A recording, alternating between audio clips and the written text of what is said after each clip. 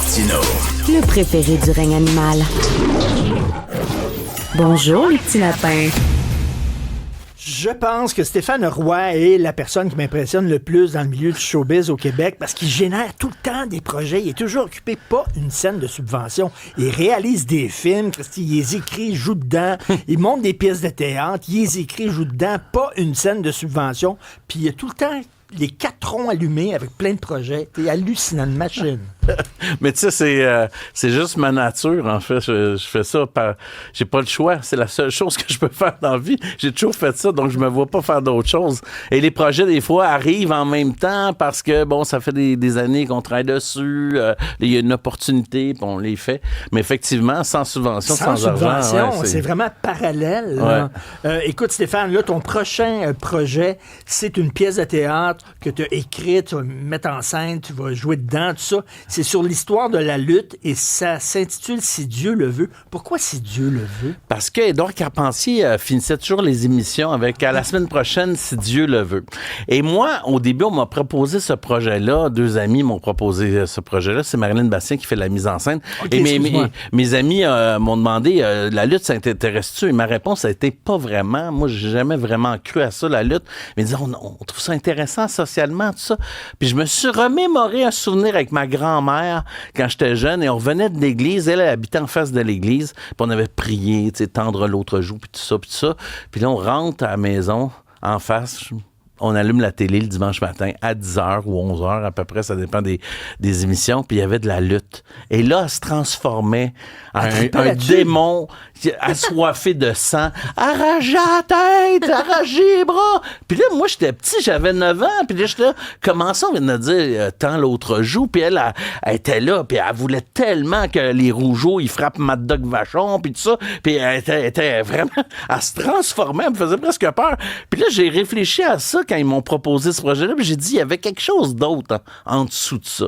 Puis j'ai réalisé que socialement, culturellement, pour le Québec, ça a été gros, la lutte. Parce que ça a été une façon de s'affirmer sur un ring de lutte contre parfois des anglophones, mais qui étaient joués par des francophones, des fois, qui étaient joués par un gaspésien, tu sais, mais des anglophones, des personnages américains, puis là, qu'on pouvait frapper, puis là, on pouvait s'affirmer enfin à quelque part, les Canadiens français, puis c'était sur le ring de la lutte. Et là, en faisant ma recherche, j'ai vu des liens incroyables entre la religion... Comme tirer un bout de fil, puis tout est venu. C'est ça.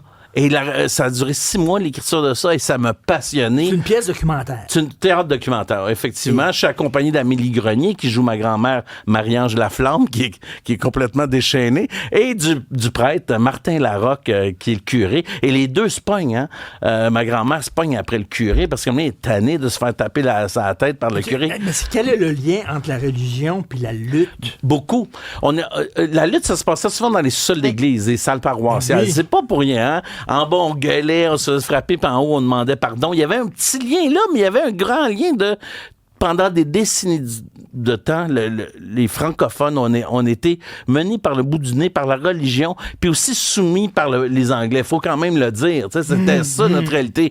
Fait que c'était un peuple qui avait besoin de se déchaîner. Et ma grand-mère, qui avait 12 enfants, là, quand elle voyait un gars costaud, frappé, puis il y avait un nom québécois francophone, puis il frappait un anglophone de l'Ouest canadien, puis il donnait une volée, ça lui faisait du bien, à s'affirmer à travers lui. C'était comme une façon pour le peuple d'enfin mettre son pied à terre puis de dire on a assez. Puis sur le ring de lutte, on peut au moins se défendre. Puis là, je suis redescendu jusqu'en 1850 là, dans cette espèce de recherche-là sur la lutte. Et j'ai appris des choses. Là. Tu sais, j'ai appris qu'il y avait des gyms de lutte sur Saint-Laurent avec Louis Cyr dedans, là, tu sais, par Gustave Lambert, qui était un gars qui avait ouvert un gym de lutte. J'ai appris que Maurice Richard avait arbitré des combats de lutte.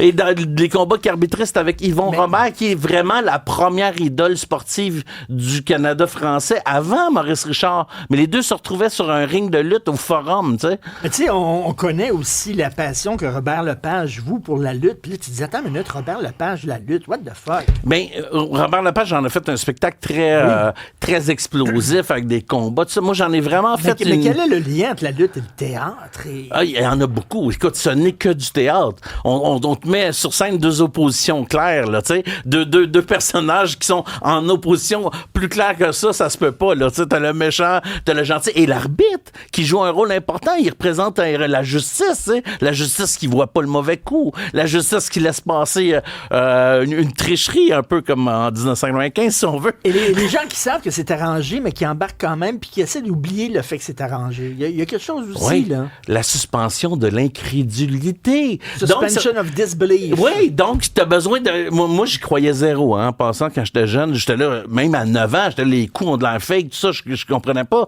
Ma grand-mère, elle y croyait, puis quand je disais que c'était pas vrai, elle était fâchée. Parce que y croire, ça lui permettait d'apprécier le spectacle. Et là, le religieux rentre là-dedans parce que croire, ça permet d'apprécier la vie. Et dans le fond, il faut juste croire parce que l'espoir est dans la croyance et ça nous permet d'avancer et d'aller vers un point. Donc, c'est un peu comme la route, c'est le plaisir de la vie et c'est pas nécessairement la destination. Donc, le spectacle et le plaisir croisés, sinon tu rates le spectacle. Comme les élections, on sait quelque part qu'il n'y a rien qui va changer, que ce soit un parti ou l'autre qui va prendre le pouvoir, mais on se fait croire que ça va changer. Oui, mais là, il faudrait que ça change, je te dirais. Là, dans ce cas-là, moi, je trouve qu'il faudrait que ça change. Mais effectivement, c'est croire, c'est croire ou ne pas croire. Tu sais, tu crois, tu passes peut-être un meilleur spectacle que si tu y crois pas. La pièce de théâtre, si Dieu le veut, c'est au Théâtre des Grandes Chaînes à Kings et Falls. C'est au Théâtre Saint-Denis le 7 février. Ça commence là. On est à Cowansville avant. On fait la tournée du Québec. On s'installe à Kings et Falls l'été prochain. Mais on est au Théâtre Saint-Denis le 7 février, là. Le 7 février, Théâtre Saint-Denis. Et il y a ton dernier film, Juste Xavier. Oui, ça, c'est important. Qui, à partir d'aujourd'hui, est disponible sur Illico. Oui, sur Illico, sur plusieurs plateformes en vidéo on demand, vidéo sur demande, en bon français, VOD, là, qui dit souvent, mais c'est vidéo sur demande. Donc, vous pouvez aller le louer, puis ça nous fait plaisir de le présenter. On est très fiers du succès que ce film-là a eu, puis on est content de sa vie qui perdure. Ils viennent d'être achetés par des stations télé aussi. Fait que, s'il y a des jeunes qui sans nous subvention. Écoutent, s'il y a des jeunes qui nous écoutent en disant, moi, j'aimerais ça, faire du théâtre, puis tout ça, mais tu sais, je suis pas dans la gang, là, tu sais, je suis pas connu, j'aurais pas de subvention. Stéphane, il démontre que tu peux avoir une carrière. Ouais, il faut que tu travailles fort. Il faut que tu travailles fort. Faut que tu travailles fort. Mais il y a des artistes subventionnés qui doivent te regarder en disant, j'aime pas ça, moi, qui ai réussi à faire carrière sans subvention. Mais je le sens. Des fois, je le sens des fois, mais pas des artistes, mais de certains journalistes. Tu démontres qu'on peut faire carrière sans d'argent du gouvernement. Oui, mais moi, je trouve ça bien qu'il y ait des subventions pour les jeunes artistes, pour les jeunes réalisateurs, réalisatrices. Ça, c'est important. Mais je veux dire, il faudrait qu'il y ait une autre façon de faire aussi, que les gens qui sont capables de générer des sous puissent avoir des retours comme en impôts pour ces compagnies-là qui embarquent avec moi dans mes projets. Il faudrait qu'il y ait un autre système aussi. Mais ce que je veux dire, c'est que c'est important d'avoir des subventions, mais il faudrait aussi saluer le travail de ceux qui travaillent sans subvention, puis qui arrivent à monter ça. Merci de le souligner, parce que des fois, on est un peu fatigué. Surtout qu'on nous compare avec des films qui ont des 4 millions de budget, alors que nous autres, on tourne ça en 10 jours. Là, Juste Xavier sur Illico, la pièce Si Dieu le veut, au Saint-Denis à partir du 7 février. Merci Stéphane. Et merci de nous recevoir, Richard, merci pour Stéphane parler de ça. Roy. Salut.